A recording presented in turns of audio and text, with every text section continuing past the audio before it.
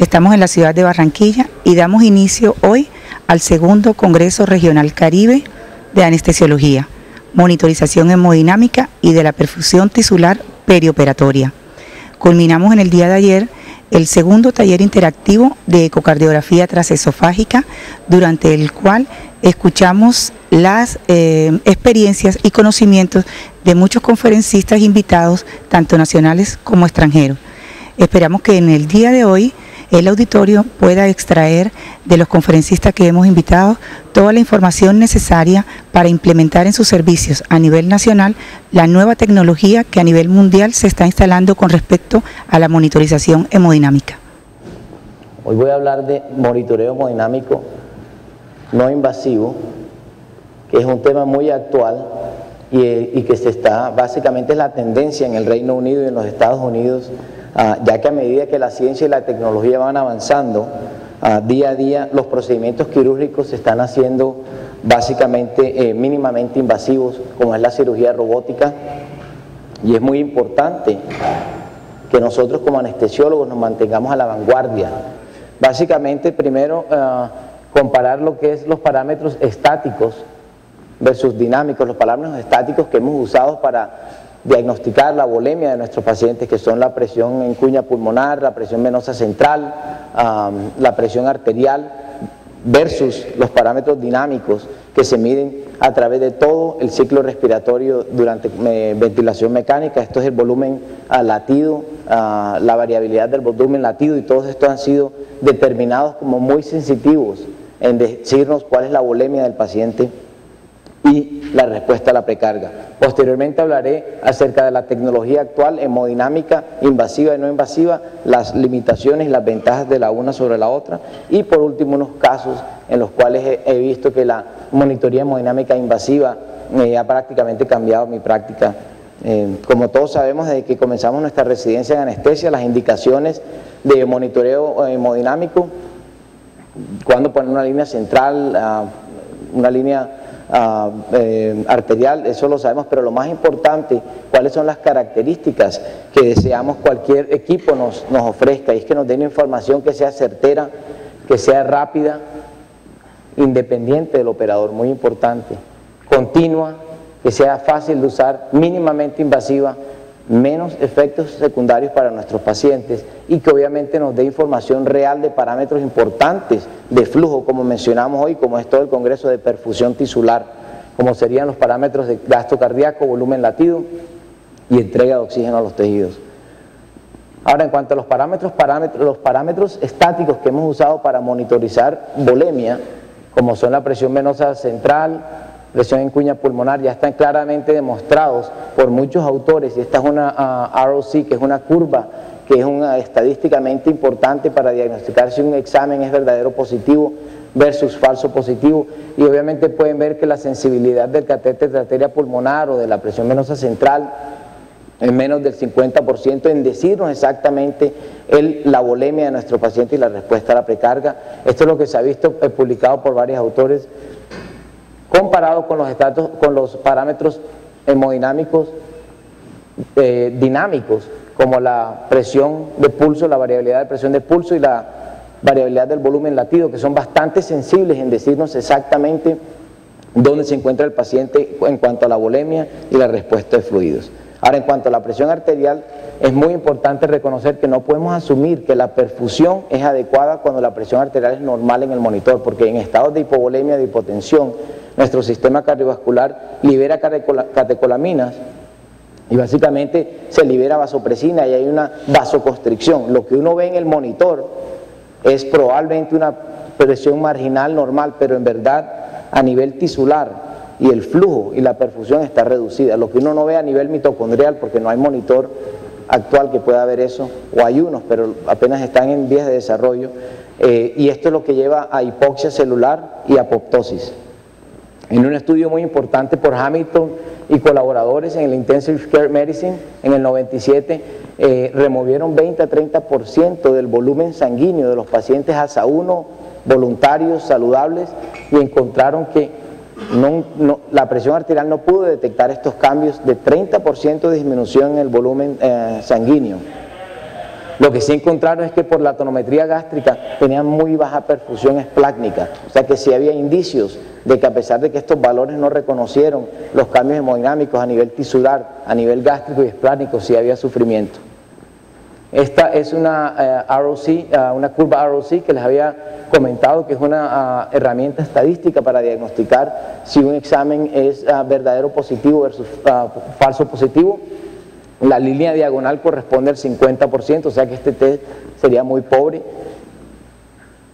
En cuanto más grande es el área debajo de la curva, mayor la precisión del examen. Y esta línea se ve aquí en la mano derecha, en esta figura, como la línea vertical, en un estudio por Merrick y coworkers en Chest en el 2008, en el cual él hizo un análisis. Aquí está en el eje X, volumen sanguíneo, eje Y, presión venosa central, y lo que él hizo fue analizar básicamente en 188 pacientes en la unidad de cuidados intensivos, mediciones, 1500 mediciones diferentes. Ahí están todas las 1500 de estos parámetros y como pueden ver están todos dispersos. No encontró ninguna asociación entre la presión venosa central y el volumen del paciente, el volumen sanguíneo. Entonces básicamente un paciente que tenía una presión venosa central elevada podía estar completamente hipovolémico y viceversa. Swan-Ganz, probablemente el monitor más invasivo que hemos tenido, hemodinámico. Ya el doctor Beltrán ha hablado y puntos muy importantes acerca del Swan-Ganz, inventado en el 67. Ya sabemos que anteriormente habían hecho intentos a canalizar el ventrículo derecho. Jeremy Swan estaba en la playa en Santa Mónica, en California, y pensó cómo, viendo a los veleros, pensó cómo navegar una catéter usando el gasto cardíaco que llegara navegando a la arteria pulmonar. Así fue como se le originó la idea. Posteriormente, después de su muerte en el 2007, salió un artículo publicado en JAMA, catéter de arteria pulmonar, descansa en paz. Y el doctor Beltrán lo mencionó, y una de las razones importantes, aquí podemos ver por qué ha disminuido de 5.6 por 1000 pacientes en el 93 a 1.9 por 1000 en el 2004. 63% de disminución del uso del catéter de arteria pulmonar en salas de cirugía. Dos motivos. Uno, se nos ha olvidado interpretar la información tan benéfica, fisiológica que ofrece el catéter de arteria pulmonar, y obviamente por la invasión de los nuevos equipos hemodinámicos no invasivos en el Reino Unido y en los Estados Unidos. Ya fue mencionado el estudio de Sandham. Estoy de acuerdo con las deficiencias de ese estudio.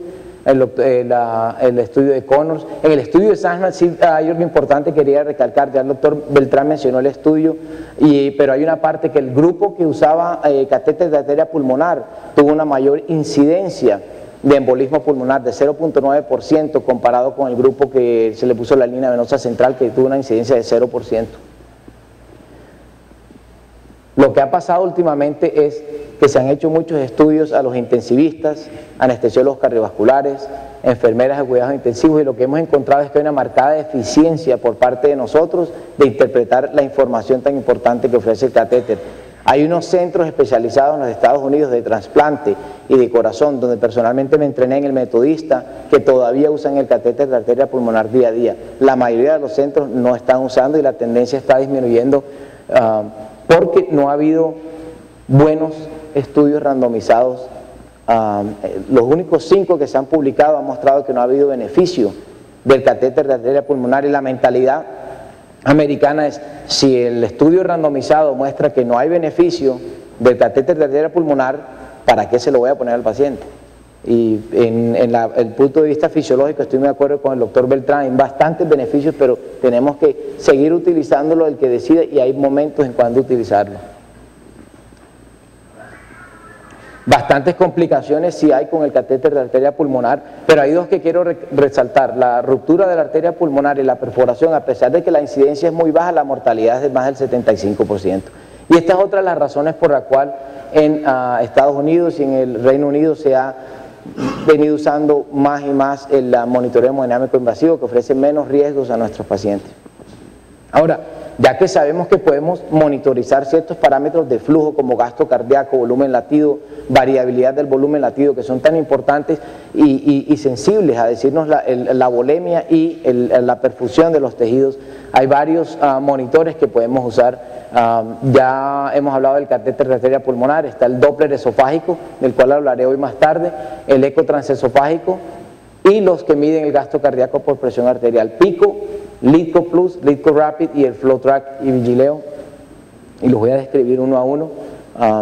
Lo que es importante cuando lean a la literatura es que todos estos equipos que están alrededor del catéter de arteria pulmonar han sido aprobados por la FDA y han sido validados con el catéter de arteria pulmonar, ofreciendo información muy cercana. El bias es muy pequeño. El Doppler esofágico, inventado en el 75, la mayoría de los estudios que vean en terapia dirigida por metas va a ser con el Doppler esofágico, porque fue el primero que se usó desde 1990. Básicamente, esto es como se ve el Doppler esofágico, el equipo, y es similar a una sonda orogástrica que emite ondas continuas de ultrasonido en la punta del catéter, y esto básicamente hace interacción con los glóbulos sanguíneos que van viajando por la aorta torácica descendente. Esta interacción entre los glóbulos rojos y estas ondas de ultrasonido, obviamente por el efecto Doppler hay un cambio en la frecuencia, y esto nos permite elucidar el pico de la velocidad pico de los glóbulos rojos.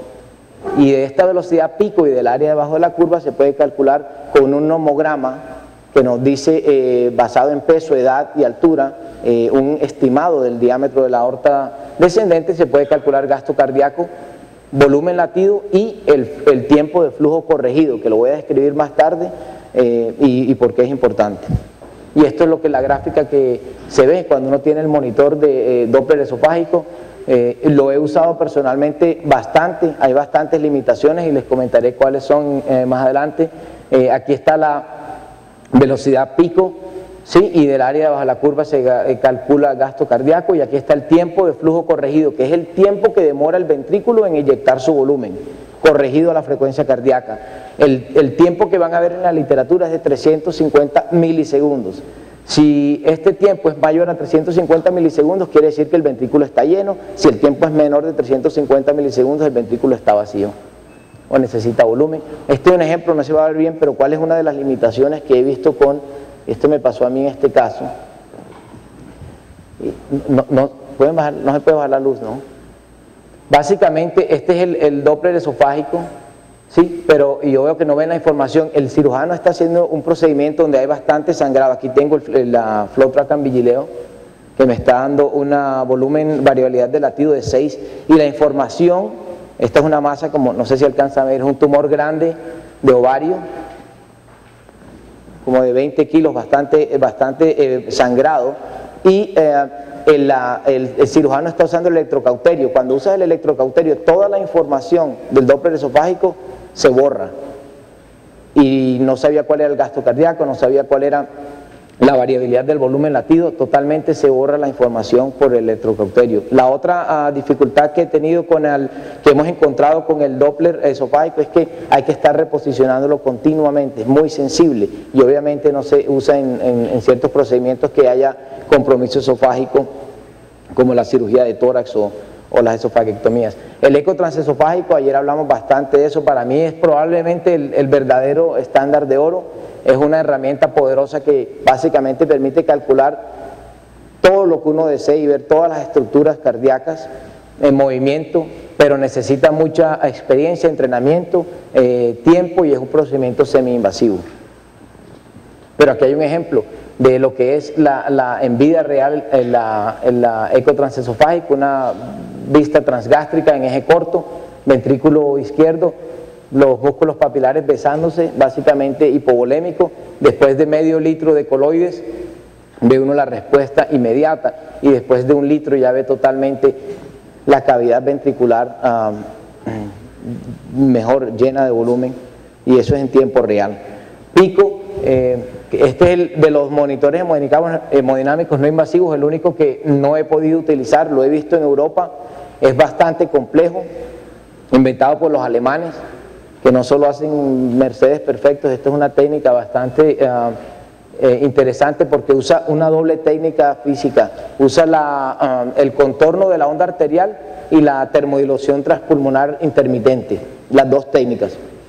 Básicamente el problema es que necesita uno una línea axilar o femoral y una línea central, o sea, para efectos de cirugía, en casos quirúrgicos es muy impráctico.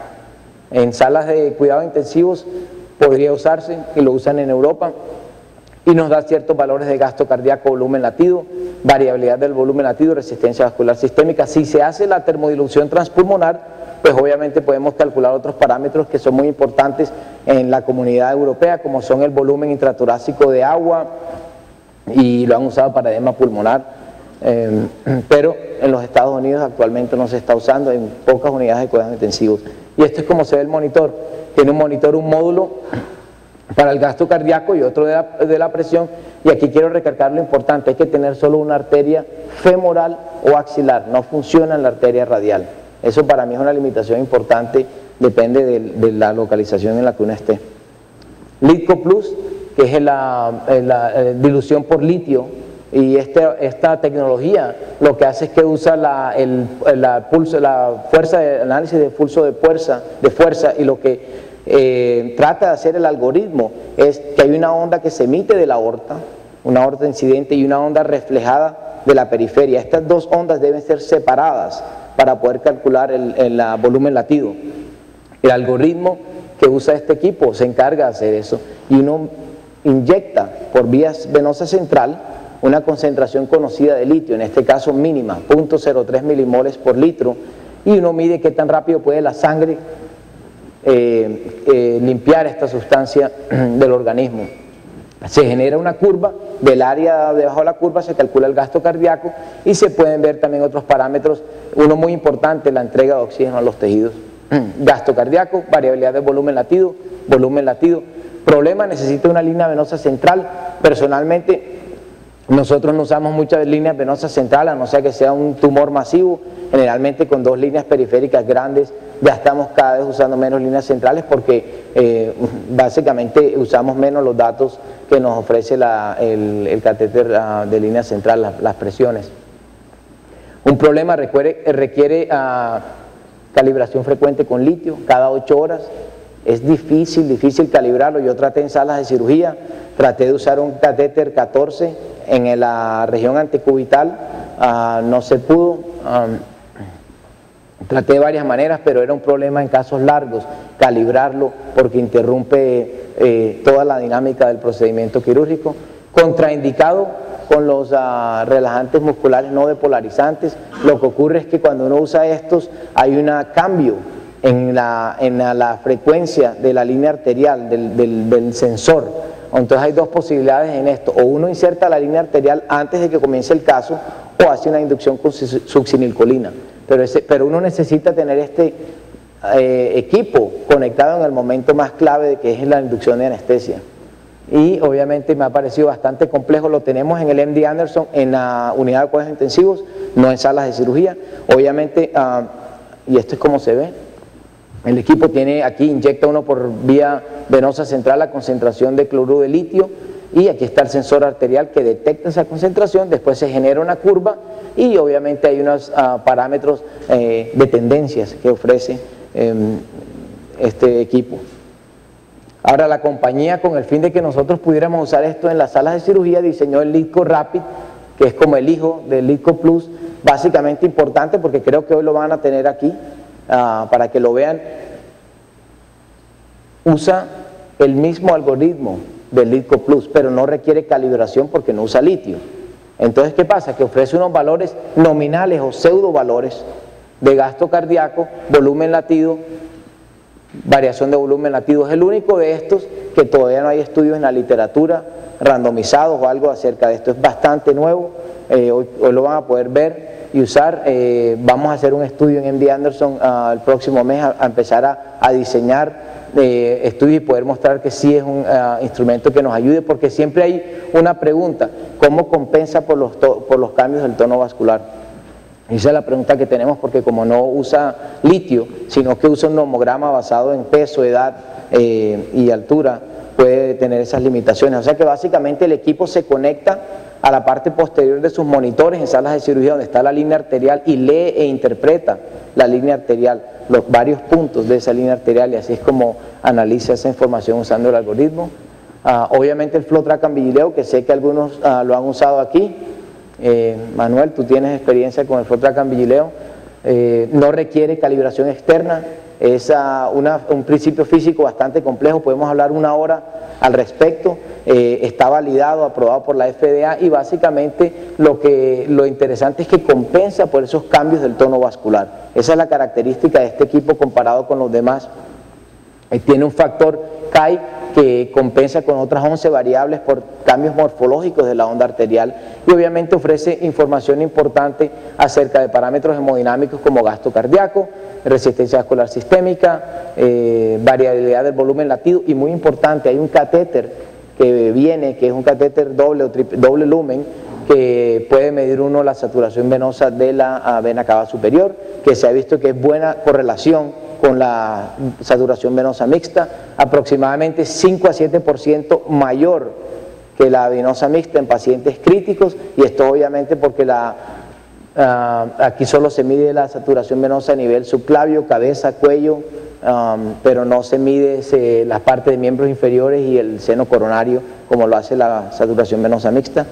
Y este es el FlowTrack Ambigileo. Aquí está el equipo, el FlowTrack, donde tiene todo su transductor, y aquí está el equipo que hace vigilancia del monitoreo hemodinámico. Lo que sí es importante en todos estos monitores que evalúan la línea arterial es que ustedes tienen que tener una línea arterial perfecta. Hombre, sí, aquí está un ejemplo, no sé si se ve bien, sí, pero si la línea arterial, la onda es normal, la correlación del gasto cardíaco es excelente, pero si la línea arterial no está normal o está disminuida, obviamente hay una pobre estimación del gasto cardíaco. Eso es muy importante, y ese es un problema a veces en cirugía cardíaca. Las limitaciones de esto son que necesitan obviamente una alta fidelidad en la línea arterial, solamente indicado para pacientes adultos, hasta ahora no se ha hecho en pacientes pediátricos. Apenas estamos comenzando a hacer estudios en ventilación espontánea. Lo que pasa es que en ventilación espontánea un volumen corriente puede ser 500, el próximo 300, el otro 200, entonces la sensibilidad de la variabilidad del volumen latido no es muy buena.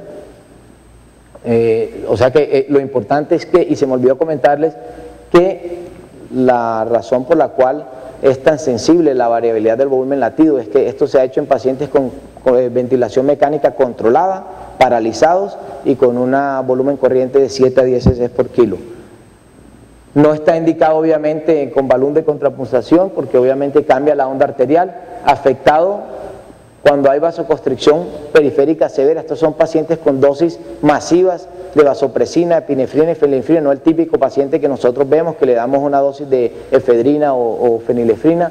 Y obviamente en la insuficiencia aórtica hay que tener cuidado, porque ese extra volumen que queda en la cavidad puede sobreestimar el gasto cardíaco. Muy importante, disritmias. Además de la fidelidad de la onda arterial, disritmias, porque tiene que haber un intervalo preciso.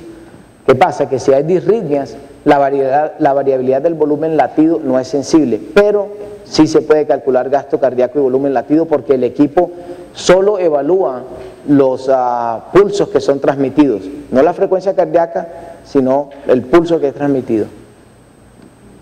Cuando les vean en la literatura, en terapia dirigida por metas, y esto lo hablamos ayer, las generaciones han cambiado, cada vez se va mejorando el software. La primera generación en 2005 tuvo muchos problemas en los estudios que ustedes vean en Italia y en los Estados Unidos, porque el averaje donde se estaba ajustando para el tono vascular se hacía cada 10 minutos. Esto no lo hacía tan sensible. Después los nuevos estudios salieron con la nueva generación, con averaje de 1 minuto, y después la segunda generación tuvo un problema, que es lo que van a ver en los últimos estudios que lean en desde probablemente el 2006 o 2008, y es que básicamente en los pacientes hiperdinámicos con sepsis o los pacientes que estaban en trasplante hepático, había una pobre estimación, una disminución de la estimación del gasto cardíaco cuando la resistencia vascular sistémica disminuía debajo de 800.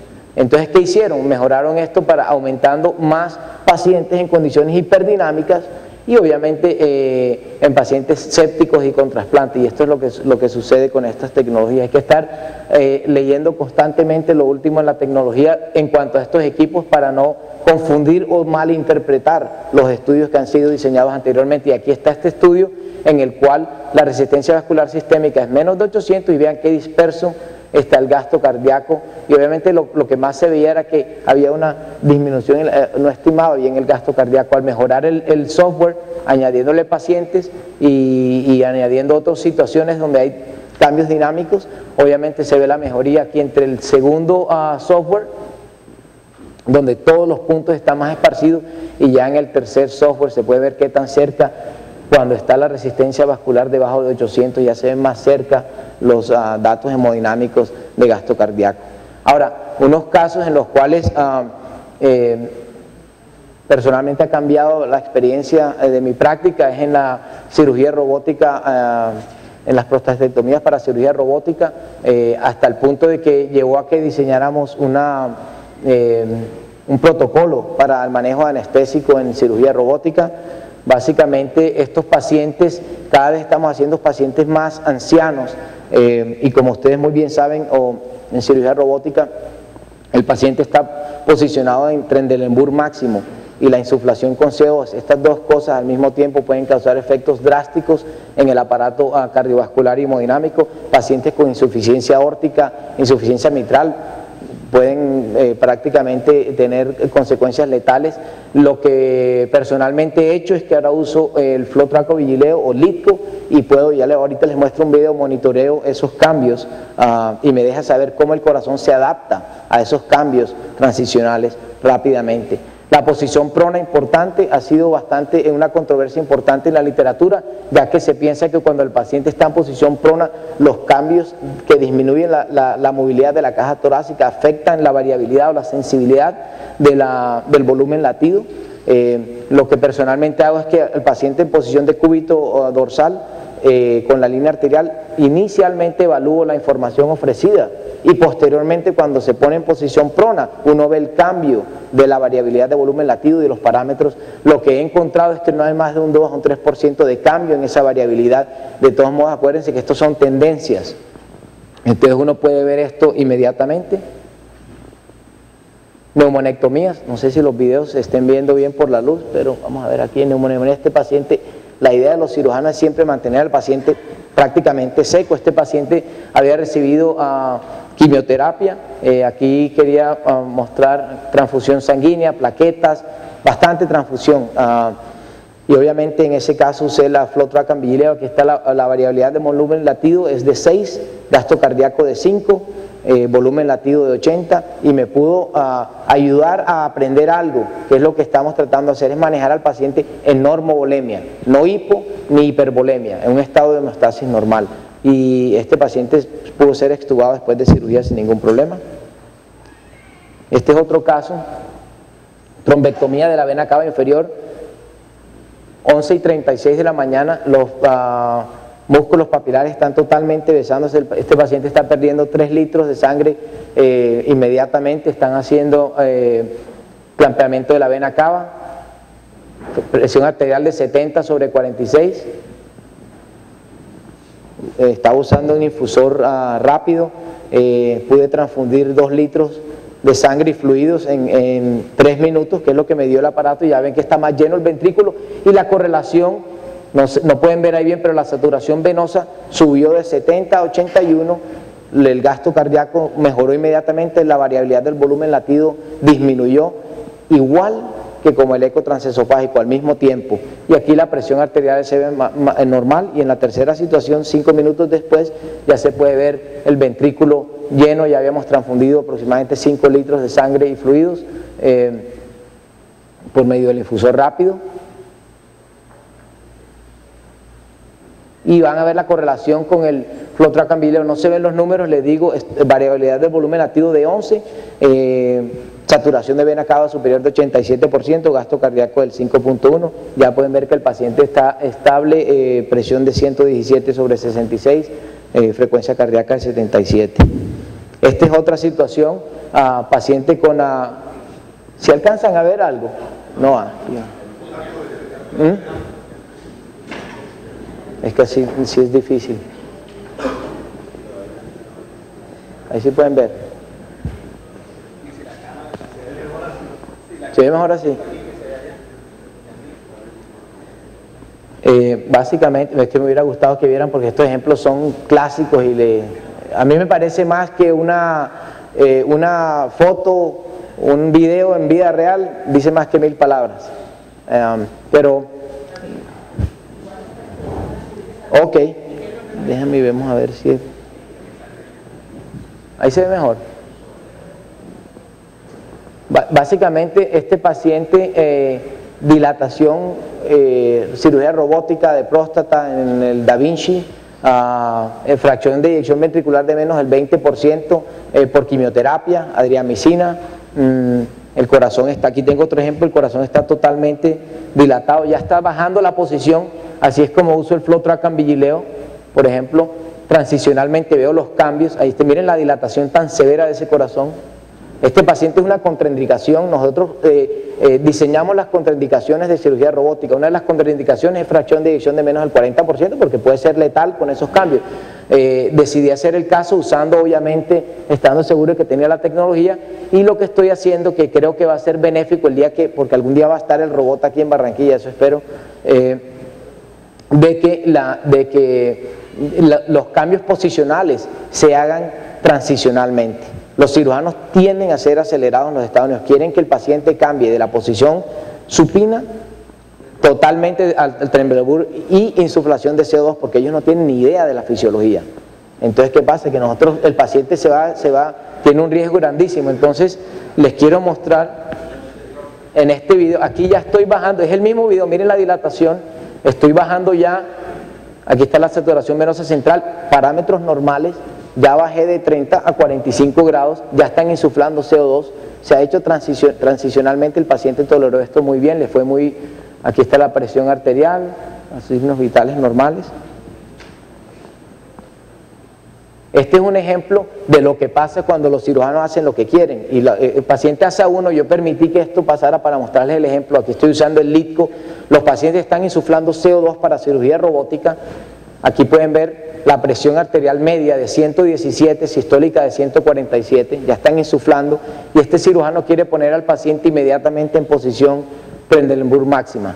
Ahora van a ver lo que ocurre. Afortunadamente el paciente hace a uno, presión de 149/68, la frecuencia cardíaca no cambia, porque lo que pasa es que durante la insuflación por CO2, lo que pasa es que hay una compresión de la aorta intraabdominal, porque eso se ha visto en eco transesofágico, y hay un aumento masivo de la resistencia vascular sistémica. La frecuencia cardíaca no cambia, a no ser que haya absorción de CO2, y aquí ven, miren la presión.